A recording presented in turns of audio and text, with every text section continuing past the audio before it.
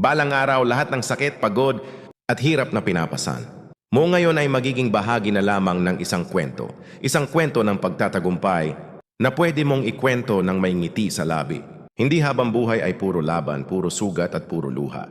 Darating ang panahon na mapapalitan ito ng tagumpay na bunga ng iyong pagpupursigi, kaya huwag mong sukuan ang pangarap mo. Kahit gaano kahirap, kahit gaano kabigat ang daan, tandaan mo na bawat hakbang na ginagawa mo ay papalapit sa finish line ng iyong tagumpay.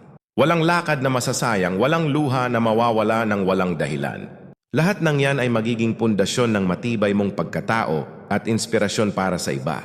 Ang sekreto? Tiwala sa sarili at pananalig sa Diyos. Kapag pinagsama ang sipag, tiyaga at paniniwala sa Kanya, walang bundok na hindi mo kayang akyatin.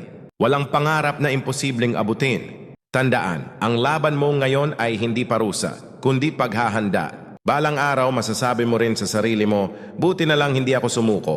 Dahil sa dulo, lahat ng luha at pagod ay mapapalitan ng ngiti at tagumpay.